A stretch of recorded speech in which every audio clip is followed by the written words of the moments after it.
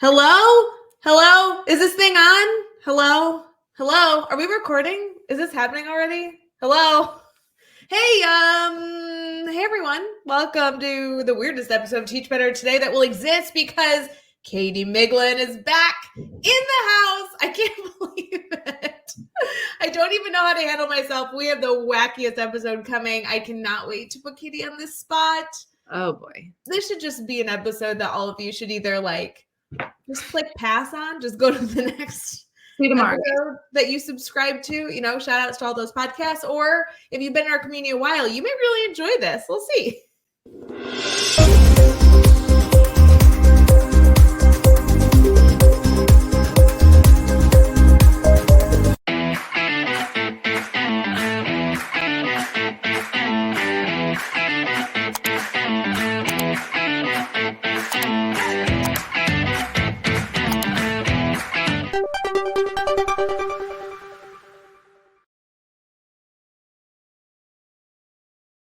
Hey everyone, welcome to the Teach Better Today morning show where the Teach Better team gets to join you live every single morning, Monday through Friday at 7 a.m. Eastern.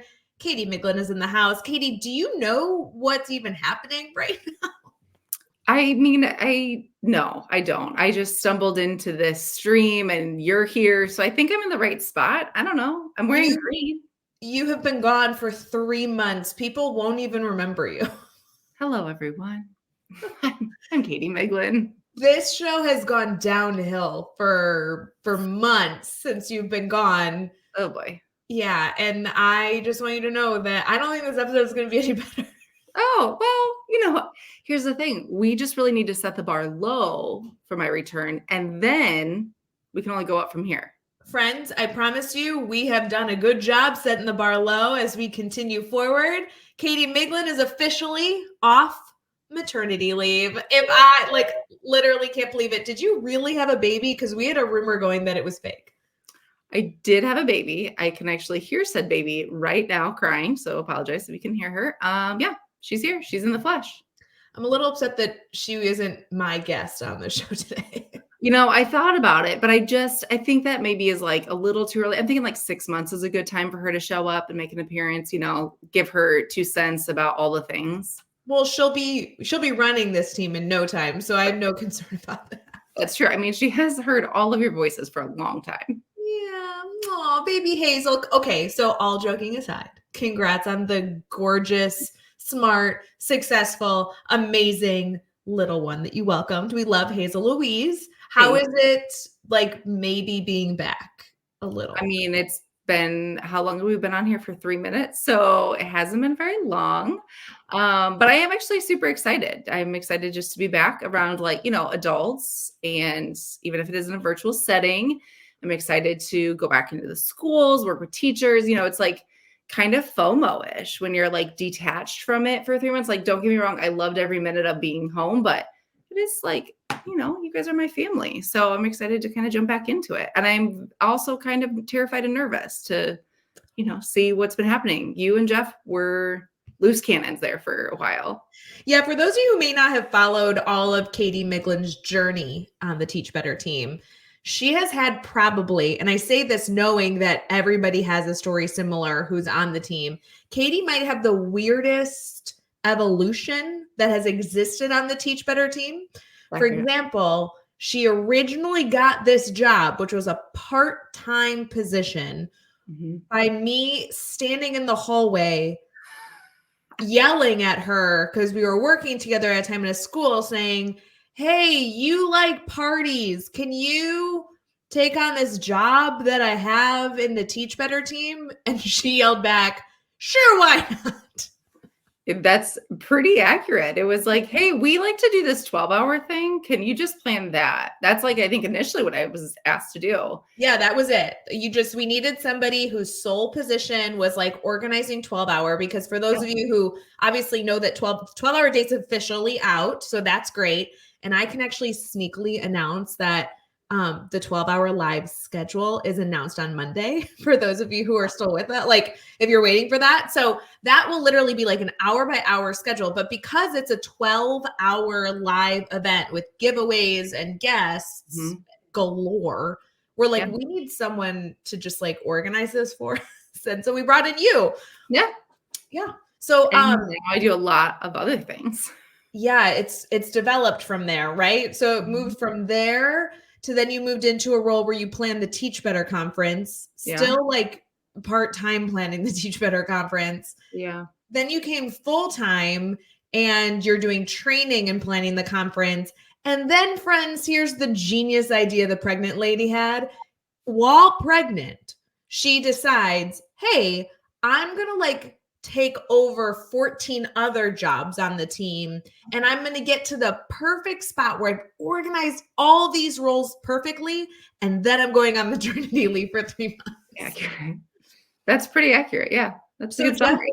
Jeff was very sad when he left because he was nervous he was going to mess up all the work you had done. And it's fine. You guys made it to schools. I haven't heard of any complaints. Now I haven't really looked at email, but I think everyone's been to point A, and back. And I think you guys are thriving. You're thriving. I mean, we'll be very happy to have you back. I think Jeff's been like crying in the corner for about a month. So he needs you. That is the benefit of us being virtual is nobody had to see him. Yes, exactly. No, I'm very, very, very, very excited you're back. It was way too long. I realized that you are the glue that keeps us together. Hardly. Well, I'm excited to be back. I'm excited to connect with educators. We've got so much going on our team. I feel like literally the week I left, it was like, hey, all this stuff is going to launch in the next 2 months. And I was like, man, I'm going to miss it. But it's all starting soon. Like, I mean, literally, yeah, I was going to say, literally one of the biggest things that we've worked on over the last 9 months launches tonight. Like, yes. Are you so excited? I feel like we've been talking literally about this date for so long that I was like, oh my gosh, yeah, it is tonight. Literally tonight. Yeah. So for those of you who maybe weren't as connected to the team in November, we officially announced and then had applications open for this grid method cohort, which it's really a pilot group right now. We just wanted to start with some key players in our community who we could take on a journey and essentially certify them as grid method experts. And this includes lots of stuff. You can go present at conferences on your knowledge and really just like get the support that you need from the team to be an advocate for something that many of you I know already are an advocate for and do so much with, but trying to make it official and give you some perks to all of that. So this was a program that, gosh, I don't know, especially you, but you spearheaded this project probably 9 months before we even opened applications. Yeah. I mean, we've been talking about it for a long time. Yeah. I felt like it was an idea that we had, and then it was like, well, what are we going to, like, how will this look? And then we kind of put it on pause for a little bit, and then we came back to it. So I am just excited that it's actually happening. And big shout out to everyone who was accepted. It was a very small group, but we're very excited to have all of you for our first meeting tonight. And shout out that all of them were fully supported through scholarship. So this is a completely free certification for them. I'm really excited. Yes. And I'm excited to see where this takes us because this is the pilot group. Our goal out of this was to learn about the certification process, learn kind of like, what do we want this to look like, get their feedback, improve it, and then open it up again. So if you're interested, keep your eyes out, friends. It'll be good. Yes, exactly. Okay, wait. So that launches tonight, 12-hour live. The date's been released March 2nd, but so the schedule gets announced on Monday. I'm like 99.9% positive about that, but nobody knows. So shh. And then, and then the event itself is a month later, which is March 2nd. Yes. And we have new ambassadors have been brought on since I've been out. Yeah, new ambassadors, amazing. Yeah, they not only have been selected, but then also like brought in. New mentors were also selected and brought in. We had New Year's like discounty things. Like, I mean, that was like a huge thing this last month. We did. Awesome.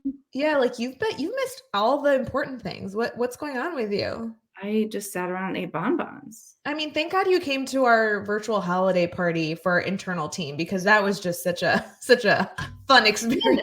Shout out to Jeff Gargis, who almost didn't let me go because he said I was still on leave. And I was like, no, I'm going. I'm down for a party. You know me and parties. I don't miss. I mean, are you going to dress up? It's a virtual event. Do you dress up?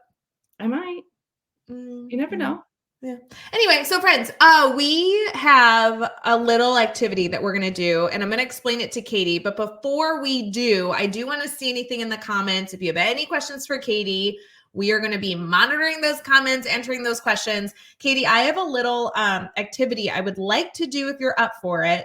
And it has to do with something I've actually already done with Brad on the Sunday show. Okay. I'm going to let you know. It's a little tricky, but I think we can do it. I think we can handle it. I just want you to know that it is not like an easy one. You're going to have to use your brain a little. So okay. Warm that up a little. I don't know. Like.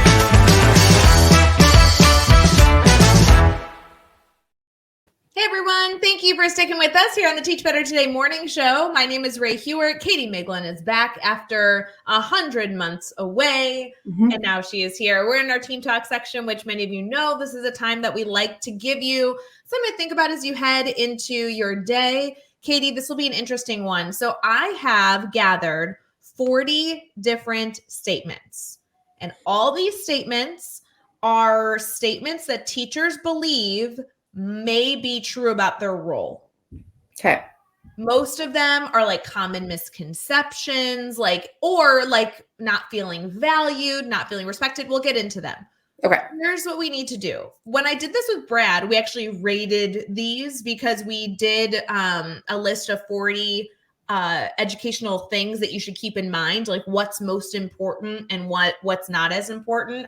Okay. Obviously, the joke was they all were important, and that's the struggle. Yep. And the main takeaway of that activity was that, yes, there's so many things that are important, but you have to find a way to prioritize them. Not everything can be a 10 out of 10. We have to find ways to identify, I have to put this away for a second because I have to solidify and build a foundation on something more important. And then I hope to go back and pick it up.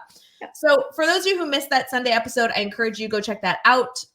It actually is on the Teach Better Talk podcast if you're listening there, or if you're watching on YouTube, it's just our Sunday show. It streams Sunday and then restream to YouTube on Monday. So you should have been able to catch that. Just direct message us if you have an issue. Katie, what I want to do is have us be really, really good, positive, solution-seeking people. I'm going to have you choose numbers 1 through 40.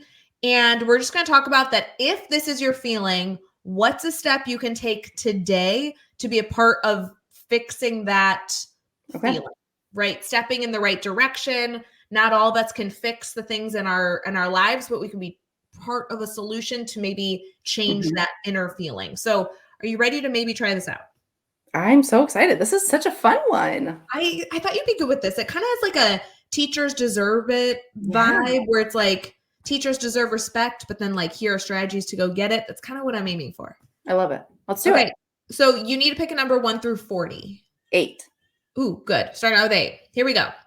These are misconceptions that teachers may or may not feel. Okay. Professional development opportunities Professional development opportunities that align with personal goals are not always available.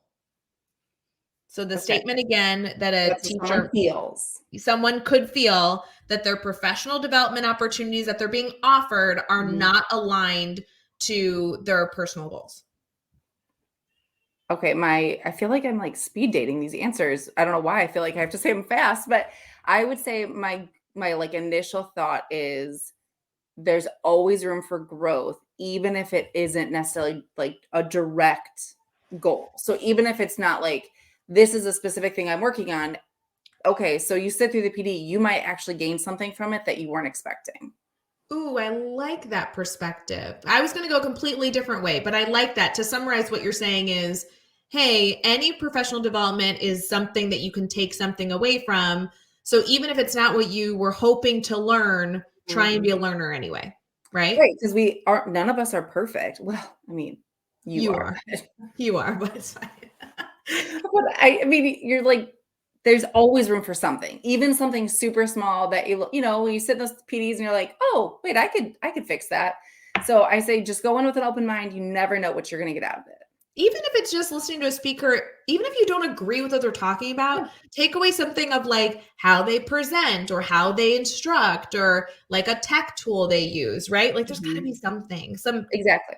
hook Exactly. activity. Okay, good. I was thinking the other way of if the professional opportunities that your district or school are providing you are not helping you, then get out of your bubble to go find other PD. Like obviously Oh, you're yeah. listening here to the Teach Better community. Mhm. Like let us know, maybe we can get it for you, kind of like reaching out of the bubble you might be living in and finding your own ways to learn could be a good step. And I think it's a valuable conversation to still have with your administrator during an evaluation. I mean, that's what evaluations are, right?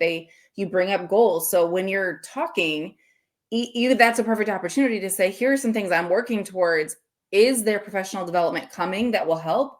If not, where, do I have availability to go to a conference, to go seek something else out? Like kind of have that open dialogue too, so that your administrator knows that that's something you're working towards. Yeah, I like that feedback because we're always asking for that. Like on the Yeah. team, like what are you looking for? Who can we bring on, whether it be this show or some other support Yep. provided by the team to get you that? So yeah, I think that providing feedback to see if you can be a part of adjusting what's being offered to you is a really good plan. Well, pick Yep. another number. 14. 14. The emotional toll of balancing work and personal life is sometimes overlooked. This one's funny. Who has not felt this way? Okay, I like it says sometimes overlooked because I just want to know, like, raise of hands, is there any teacher listening, any educator at all, who feels like their emotional toll of balancing work and personal life has just never been overlooked? I know when you said that, I was like, I think this is like many days for many educators. Yes, for many years. Yes. Right. And it's okay, there's a thousand reasons why it's a personal job. We feel loyal to our students and the job. That's like that is a whole can of worms we could get into. We're not going to. Sure. But the reality is what's a solution you can do so that you don't feel that way? I mean, that's like what's the whole point of this game? And I would say you have to find time to prioritize it over your job so that you feel that's a balance. That's so hard. That's It is so so hard. It's so It is hard. so hard. I actually literally just the other day was talking to an administrator who said she's like struggling with that. She was like, I want to work out. I don't have the time. I want to, like be able to put my kids to bed, but I just sit and think about my to-do list. Like all of those are real feelings.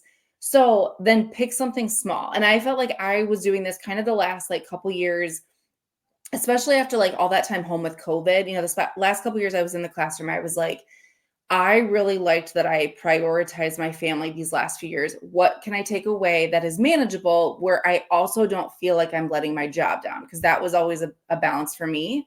Yeah. And so there was little things like, okay, I want to work out, but I want to spend time with my family. Let's go on a family walk twice a week, or I'm not going to start my to-do list until the kids are in bed. And whatever I can get done in 1 hour is all I'm giving myself. Like, any of those little tiny boundaries you can set, even if you go the next day and you're like, I still have a to-do list, guess what? That to-do list is going to be there whether or not you set the boundaries. So try to set little tiny things so that you feel like, okay, I'm making a step in the right direction.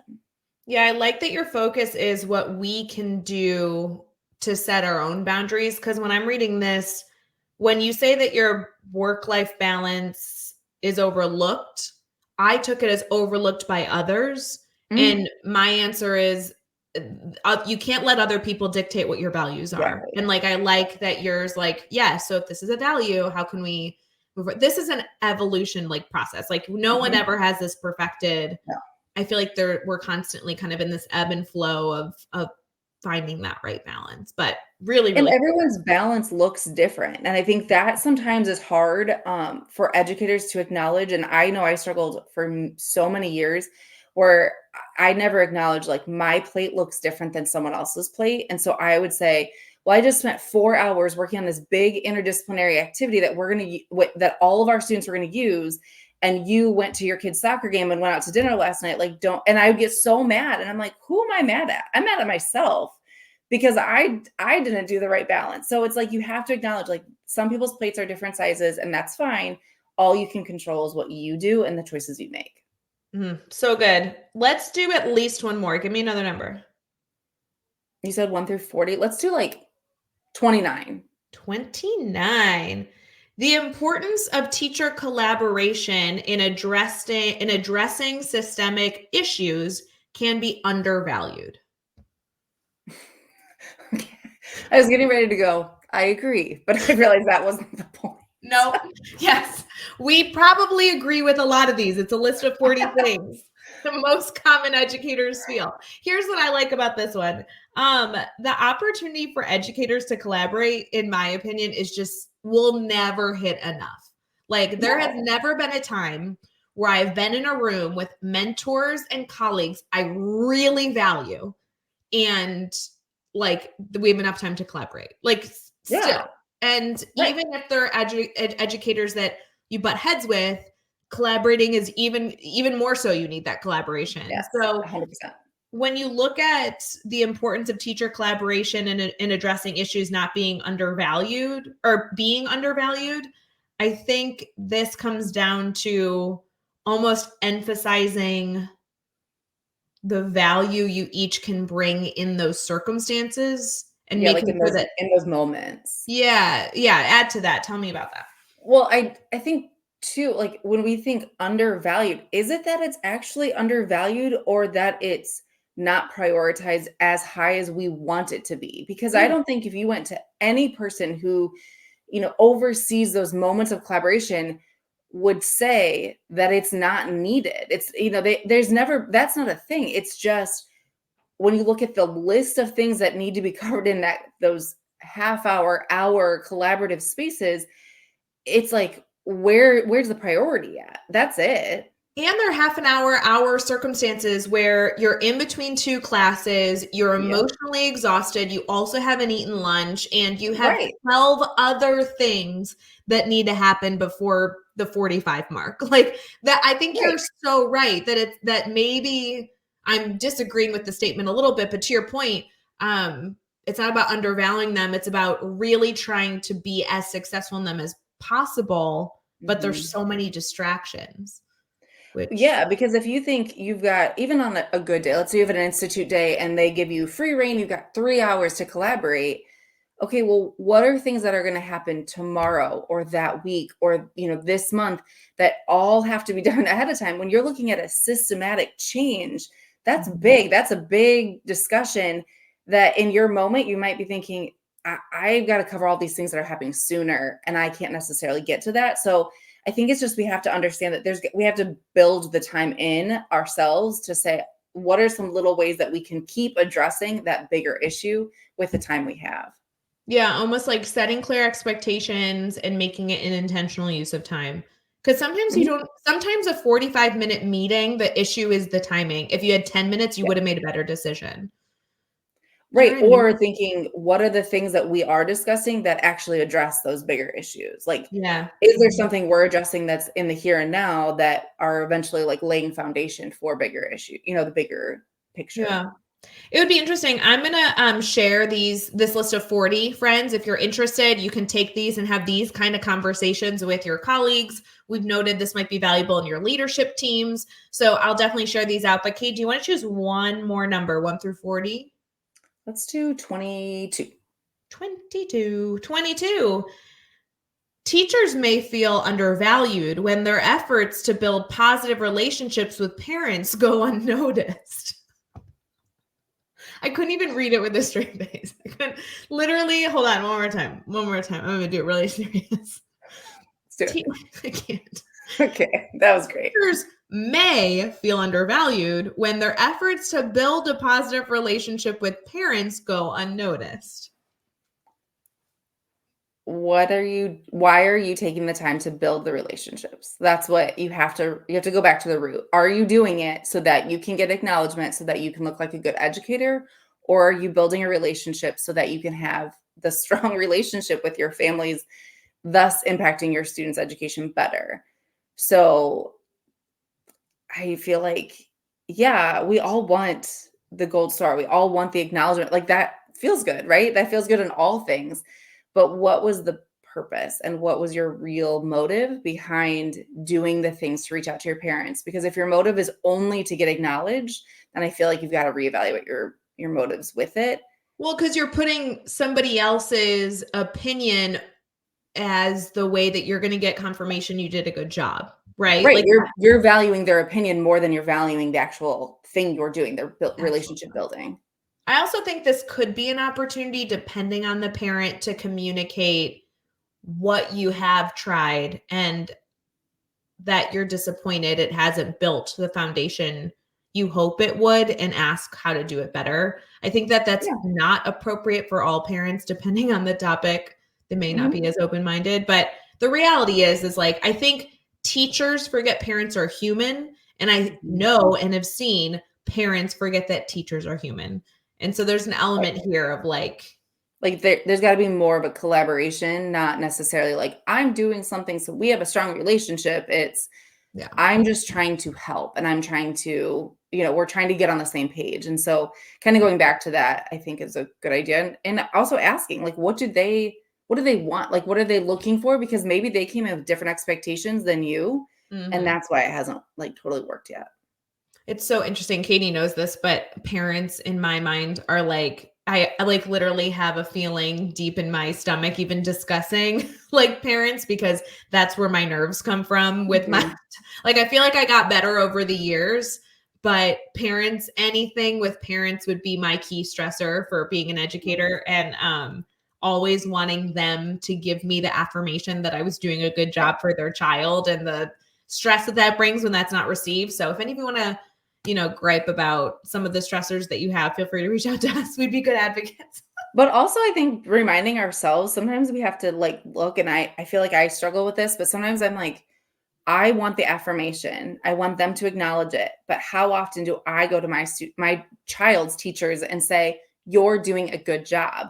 That's not often what the first thing that comes out in an email or a phone call. So being mindful, like if we're not doing it to others, there's a good chance it's not ill, like it's not for a negative thing. It's just it's not something they thought about. Well, and vice versa. How many times are we on a parent call calling a parent being like, you must be doing a really great job at home. I so appreciate the support. Right? Like, how can we kind of universally be a part of the solution by doing it 3 times more than maybe we feel like we need to?